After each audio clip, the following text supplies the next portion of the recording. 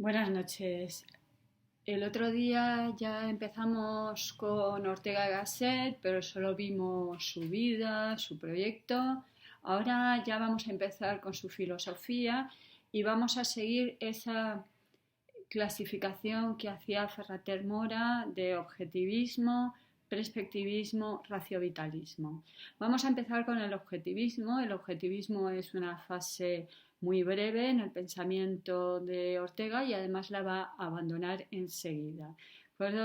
Es cuando él está en Alemania y se nota mucho la influencia de los neokantianos y considera que España tiene un problema. Ya hemos visto este tema recurrente de la época de Ortega, que hay que europeizar España, y entonces en ese momento, viendo el gran desfase que hay entre España y Europa, pues piensa que hay que eliminar el subjetivismo, el personalismo, hay que salvarnos en las cosas.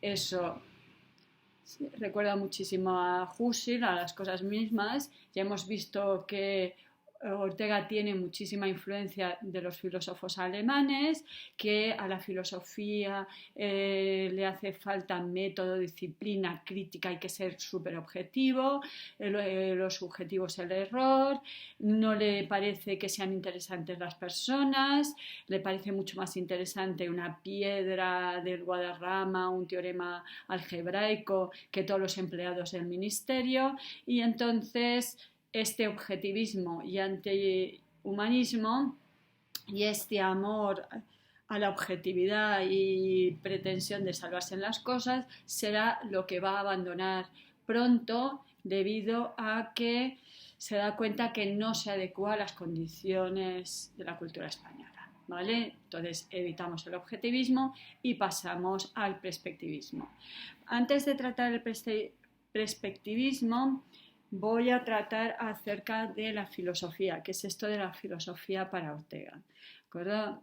En 1913 van a publicarse dos obras, por un lado Ideas de Husserl, y por el otro El sentimiento trágico de la vida de los hombres y los pueblos de Unamuno. Y será muy importante para Ortega porque él va a intentar evitar los extremos del idealismo de Husserl y del irracionalismo de Unamuno. Ya os había dicho que truquito, hay que pensar que Unamuno era más nietzscheano que Ortega, ¿de acuerdo?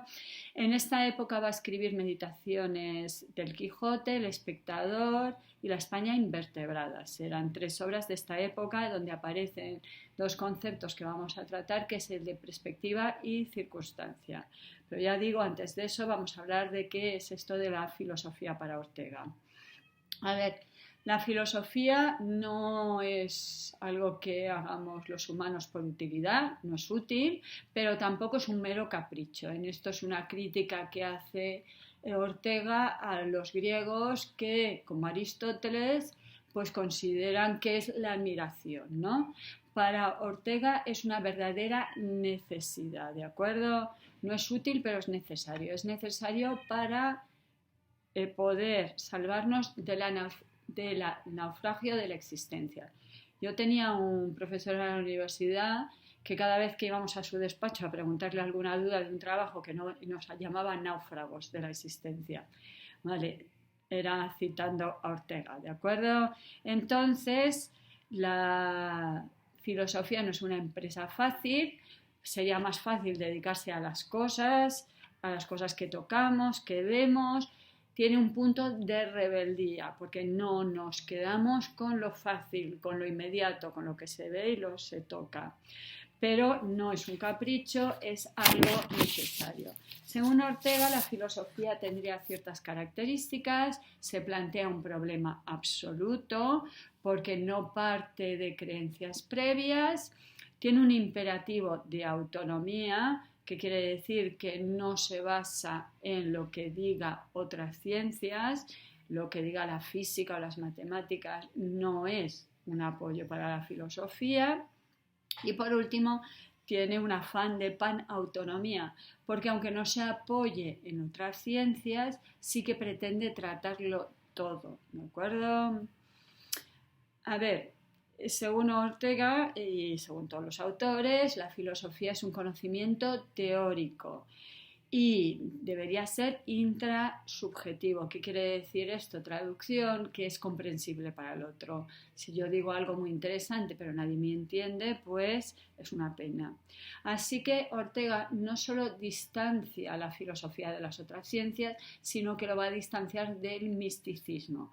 Os recuerdo, anecdotita, en España no ha habido grandes filósofos, pero sí que ha habido grandes místicos. Pensamos en Santa Teresa y San Juan. Vale, la filosofía no es misticismo.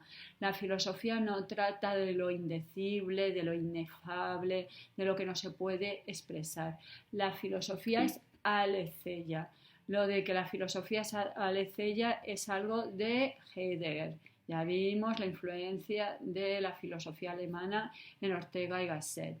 Nos acordamos quizá del año pasado que hablábamos de la verdad como desvelamiento, como algo que sale a la luz, no algo oculto, no algo que sea oscuro. Ortega dirá que si el misticismo le corresponde la noche, a la filosofía el mediodía y la luz. ¿De acuerdo? Entonces la filosofía es aletheia, desvelamiento, descubrir aquello que está oculto, pero también es logos, racionalidad. Por lo tanto, tiene que ser comprensible, se tiene que entender.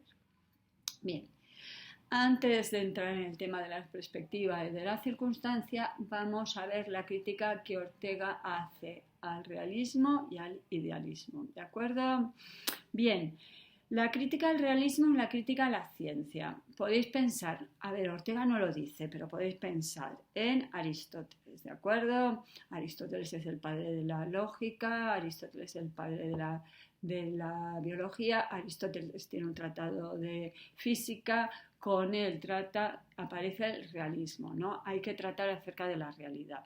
A ver, esto es un truco, los trucos nunca se ponen en los exámenes, ¿de acuerdo? Que me encuentro todo el rato que la priori es anterior a la experiencia. No, son trucos, los trucos no se ponen. Vale, lo que está hablando por realismo Ortega es la ciencia, ¿de acuerdo?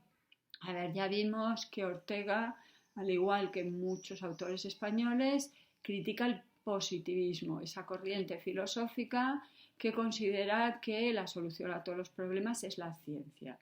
Para Ortega, sus contemporáneos se han dado cuenta, después de una fe increíble en la ciencia, que no es una panacea. Panacea, aclaro, la solución a todos los problemas. Bien, ¿y por qué no es una panacea? ¿Por qué no resuelve todos los problemas? Porque la ciencia no puede tratar de algo muy importante que es el ser humano. Lo más importante, la ciencia no puede tratar de ello. ¿Y por qué no puede tratar de ello? Porque la vida humana no es una cosa, ¿de acuerdo? El ser humano no posee una naturaleza. Uy, esto ya lo he visto. Sí, efectivamente. Lo hemos visto ya en Mars, ¿de acuerdo? Esto de que el ser humano no tiene naturaleza, el ser humano no se define, el ser humano no tiene esencia, el ser humano depende de las condiciones históricas.